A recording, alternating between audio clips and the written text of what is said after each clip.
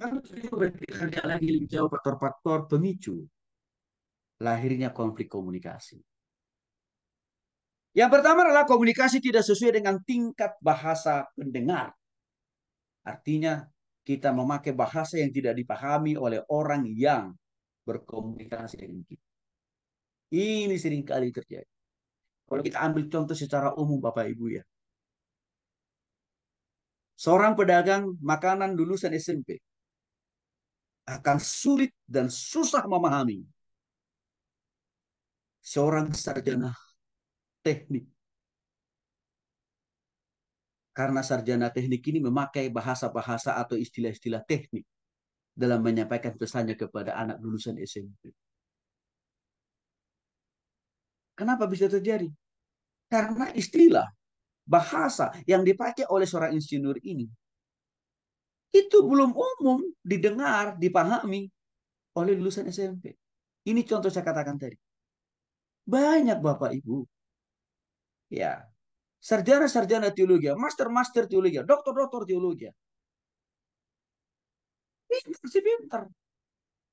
Ini justru waktu dia melayani jemaat, waktu dia berkhotbah, kesempatan dia berkhotbah itu menjadi peluang yang sangat terindah bagi jemaat untuk tidur bahkan dua syafaat. Karena bahasa yang dipakai terlalu tinggi. Maka harus kita bedakan Bapak Ibu. Bahasa akademik jangan kita pakai waktu kita melayani para jemaat. Yang mana jemaat itu punya background pendidikan yang beraneka ragam. Ada yang nggak sekolah, ada yang buta huruf kan. Saya pun berusaha loh Bapak Ibu. Sebenarnya, kalau saya mau cepat mengajarkan setiap materi kepada Ibu supaya cepat selesai, saya bisa memakai istilah-istilah atau singkatan-singkatan. Tapi apa gunanya saya pakai istilah-istilah singkatan-singkatan yang hebat itu? Kalau Bapak Ibu tidak paham, kalau Bapak Ibu tidak mengerti, nggak ada gunanya. Maka saya abaikan singkatan-singkatan atau istilah-istilah teologi yang berat itu. Saya lebih baik pakai bahasa yang mudah di Bapak Ibu paham. Saya jadi ingat Bapak Ibu. Seorang dokter, beliau ini sudah berumah tangga. Setelah kurang lebih 5 tahun usia pernikahan mereka. Lalu suatu saat dia WA saya. Bang Tony boleh nggak konsultasi sharing Bang Tony? Boleh saya bilang. Bang tolong doakan Bang saya punya masalah besar. Masalah apa? Saya rencana mau cerai dengan istri saya. Loh, gimana ceritanya? Istri saya itu kalau diajak ngobrol Bang, nggak nyambung Bang. Tuh lalu. Itu kata si dokter ini. Loh, itu kan pilihanmu. Itu kan maumu. Dan saya coba ajak dia mengingat ya 5 tahun ke belakang. Coba ingat kata-kata saya 5 tahun yang lalu saya itu. Waktu saya mengajar waktu saya membuat seminar Love, Sex, and Dating. Salah satu hal yang perlu kita pertimbangkan untuk mencari jodoh teman hidup adalah firman Tuhan katakan, hendaklah kita punya pasangan yang seimbang. Arti seimbang itu luas. Dalam bahasa Alkitabnya kan sepadan Bapak Ibu. Sepadan itu kan artinya seimbang. Kalau kita terjemahkan dalam bahasa Indonesia. Masih ingat gak itu? Kata-kata yang saya sampaikan saya bilang. Lupa-lupa ingat ya. Tapi oke nggak apa-apa.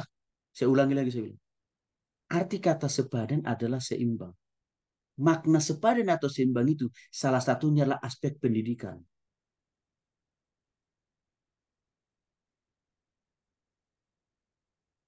Dan saya bilang, kamu kan akan kelak akan menjadi dokter yang sukses. Sebagai seorang dokter, kamu akan menghadapi banyak tekanan, masalah, persoalan dari pasien. Belum lagi dari atasanmu, saya bilang. Maka, kamu itu pikirkan, ya, kamu butuh seorang penolong yang bisa kau ajak diskusi. Kalau nggak diskusi, ajak sharing lah. Sedikit agak lebih diturunkan bobotnya saya. Atau minimal, kau bisa curhat sama istrimu. Maka waktu itu saya bilang, cari yang sepadan. Kalau kita bicara masalah pendidikan minimal sarjana lah. Kalau nggak bisa dapat sesama dokter ya sarjana lah. Atau minimal D3 lah. Bapak Ibu tahu istrinya ini tamatan dari mana? SD.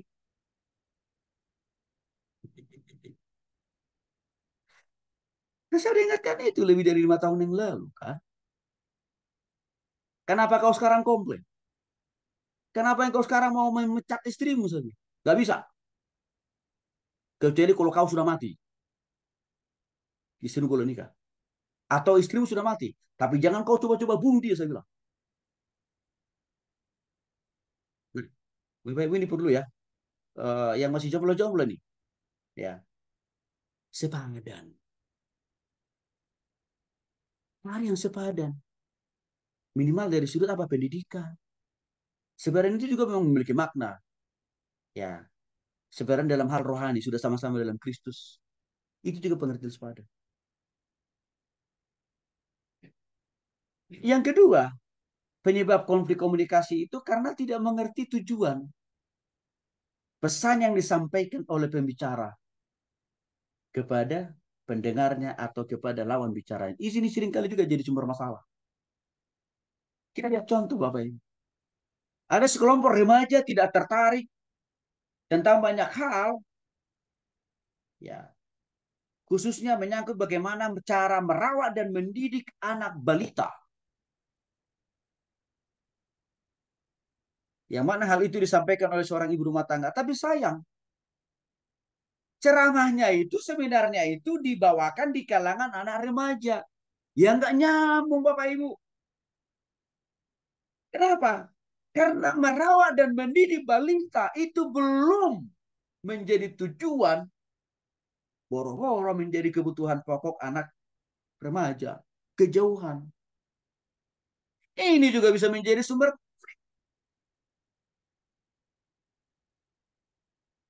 karena narasumber tidak mengerti tujuan pembicaraannya dan siapa yang akan mendengarkan isi ceramah. Nah ini juga kita harus belajar Bapak Ibu. Maka kalau kita berbicara dengan orang, harus kita tahu betul dulu. Ini orang ini kira-kira tingkat pendidikannya gimana ya? Oke. Atau kira-kira dia bekerja berbisnis di bidang apa ya? Supaya nyambung. Itu harus kita bisa antisipasi. Minimal kita sudah gali dulu sebelumnya. Ya. Supaya setiap pesan yang mau kita sampaikan itu mencapai tujuannya. Orang itu memahami dan mengerti, lalu bisa mengubah tindakan dan perilakunya. Yang ketiga, tidak mengerti kelas sosial lawan bicaranya. Apa contohnya di sini Bapak Ibu? Ya, seorang petani di desa tidak paham dan tidak mengerti bahkan tidak tertarik. Presentasi yang luar biasa yang disampaikan oleh seorang pialang yang bekerja di dalam perdagangan bursa dan saham. Itu sangat sulit dipahami, dimengerti oleh para petani.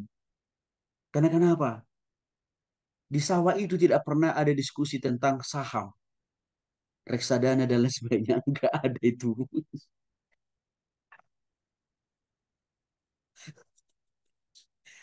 Kalau di petani itu taunya ya cara teknik menanam jengkol. Contoh-contoh yang efektif dan produktif. Kira-kira begitu. Kalau tiba-tiba kita presentasi tentang Pak, Bapak tertarik nggak untuk ikut dalam perdagangan saham atau bursa begitu? Nggak nyambung. Nanti kita tarik dalam hubungannya dalam pelayanan Bapak Ibu. Sama prinsipnya. Kita harus tahu jemaat kita itu rata-rata latar belakang pendidikan mereka itu gimana? Kalau rata-rata orang awam, sesuaikanlah bahasa yang mudah mereka pahami dan mudah mereka mengerti. Ya.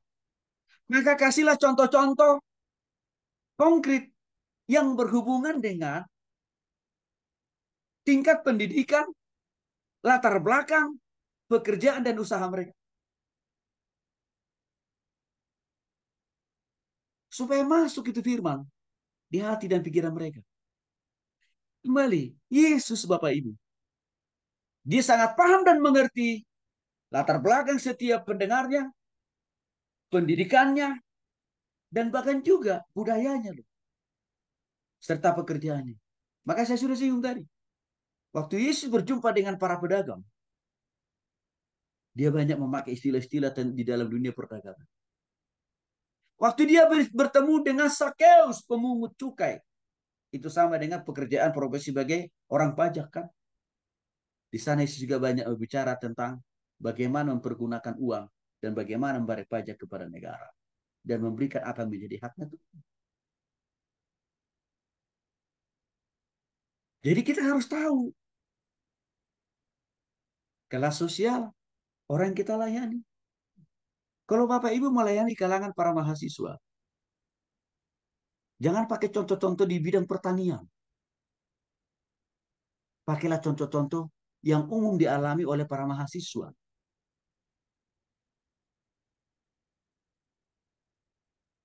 Apalagi kalau Bapak Ibu melayani para pengusaha. Ah, udah. Persoalannya, pergumulannya komplikated. Masalah tipu menipu lah. Itu bisa harus kita harus bisa menyelami. Nah, mungkin Bapak bertanya, pasti nih, rupanya jadi pembicara, jadi hamba tua, berat juga ya. Iya, emang. Maka berkhotbah itu menyampaikan firman Tuhan itu. Tidak cukup hanya dengar kita tahu satu ayat. Enggak. Butuh berbagai disiplin ilmu. Bapak Ibu, ya. Contoh ilmu komunikasi ini. Tidak semua sekolah teologi menjadikan ilmu komunikasi ini menjadi salah satu mata kuliah. Ilmu komunikasi ini dulu saya sudah belajar waktu saya di S1 Sarjana Ekonomi, Bapak Ibu. Artinya apa? Di sekolah teologi ya. Ini masih barang baru ini, mata kuliah ini. Dan setelah saya mendalami, mempelajari dan juga menghadapi berbagai konflik dalam menghadapi konflik-konflik dalam rumah tangga, konflik-konflik dalam pelayanan, konflik-konflik dalam membangun usaha dan bisnis, saya berpikir ini menjadi sangat penting mata kuliah ini. Nah, jadi sekali lagi, Bapak Ibu kita harus paham. Makanya kalau untuk melayani Tuhan itu kita harus rajin baca buku, Bapak Ibu. Harus rajin baca buku. Harus rajin belajar. Dan harus mau terbuka. Dan sebenarnya kita bersyukur Bapak Ibu. Sekolah kita memfasilitasi Bapak Ibu dengan berbagai banyak kemudahan. Bapak Ibu tidak perlu harus repot-repot keluar uang lagi beli buku. Dekat kuliah kan. Kalau Bapak Ibu mau dengarkan ulang penjelasan saya, Bapak Ibu tinggal dengarkan aja YouTube-nya. Kemarin Bapak Ibu, ada orang yang WA saya. Pak Tony, STT kami butuh Pak. Diktat-diktat mata kuliah dari kampus Bapak. Kami siap bayar berapapun yang Bapak minta. Dari setiap diktat mata kuliah yang Bapak buat. Mereka bilang sanggup mereka bayar berapapun. Lalu saya tanya, emang kenapa? Pak, di STT kami, kita nggak difasilitasi, Pak. Bahan kuliah, diktat kuliah, Pak. Perpustakaan ada, Pak. Tapi isinya hanya cuma 2-3 judul, Pak. Maka dia bilang, Pak, Bapak jual berapa kira-kira, Pak? Satu diktat, berapapun Bapak tawarin. Kami pasti berusaha, kami pasti mau beli. 2 orang itu minta ke saya. Tapi saya bilang, maaf. Diktat mata kuliah yang saya tulis, itu hanya diberikan kepada mahasiswa kami. Di luar itu, maaf, tidak bisa. Aku masih sampaikan kepada Bapak Ibu. Tolong Bapak Ibu manfaatkan dan pergunakan semua fasilitas yang sudah tersedia di kampus kita ini. Bapak Ibu mau belajar diktatnya ada. Bapak Ibu mau pakai bahan mata kuliah kita ini dalam bentuk PowerPoint atau PPT untuk menjelaskan kepada orang lain, sok silakan. Bapak Ibu punya hak untuk itu. Gak ada yang melarang. Bapak Ibu mau membagikan Ya, materi-materi pembelajaran kita yang dalam bentuk YouTube. Silakan Bapak Ibu share kepada jemaat Bapak Ibu. Itu makanya di kelompok di grup besar kita selalu saya kirimkan kan potongan-potongan kuliah kita yang lebih pendek dibanding daripada YouTube yang bahan perkuliahan. Buat apa? Supaya Bapak Ibu bisa dengarkan ulang. Bahkan apa? Bapak Ibu tinggal kirimkan saja itu ke grup jemaat Bapak Ibu kan. Itu bisa jadi renungan firman Tuhan bagi mereka tiap pagi atau malam.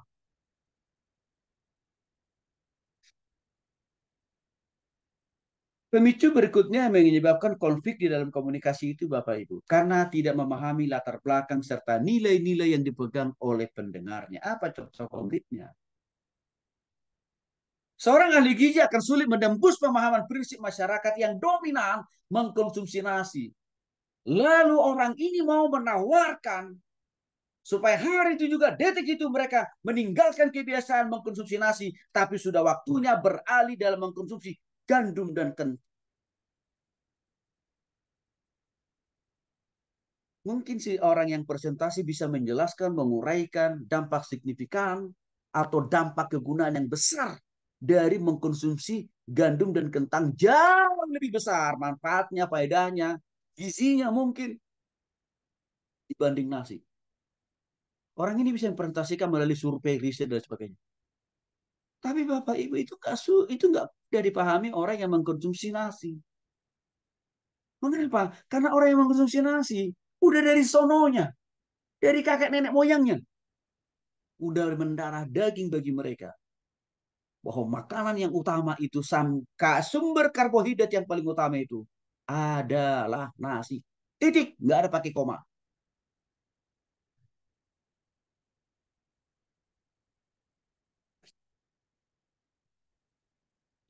Jadi di sini bisa menyebabkan lahirnya konflik karena tidak tahu latar belakang, kebiasaan orang yang kita ajak berkomunikasi, orang yang kita layani itu kita nggak tahu latar belakangnya. Asal main sikat aja. Apa yang terjadi? Berbesar-besar mulut kita menjelaskan panjang kali lebar dari A sampai Z, tapi mereka nggak paham. Bahkan mereka katakan sorry, kami nggak bisa mengubah kebiasaan kami. Yang dulunya makan nasi tiba-tiba sekarang kami suruh makan gandum, kata nggak bisa. Orang kami hidup sampai sekarang itu karena nasi kok. Nah, begitu kan kira-kira Bapak Ibu. Kalau kita tarik ini hubungannya dalam menyampaikan firman Tuhan atau dalam melayani orang, perlu kita tahu latar belakang. Jemaat yang kita layani itu rata-rata latar belakangnya, budayanya bagaimana.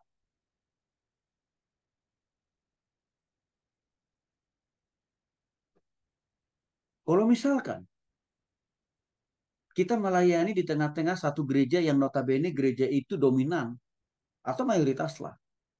Misalkan gereja suku ya. GKJ, HKBP, HKI, gereja suku kan itu. GPIB dan lain sebagainya. Ya, maka kita harus bisa menyampaikan firman Tuhan dengan memakai kebiasaan adat istiadat dari suku-suku yang kita layani. Maka kalau dominan di sana jemaatnya orang Batak, relevanlah kalau kita memakai istilah-istilah bahasa Batak kan. Tapi kalau jemaatnya majemuk, ada Bataknya, Jawanya, Sundanya, itu ya. Chinese-nya, Manadonya. Jangan sesekali kita memakai satu bahasa suku tertentu. Itu bisa dapat menyinggung suku-suku yang lain. Maka gimana caranya melayaninya? Kita cari saja istilah-istilah yang umum.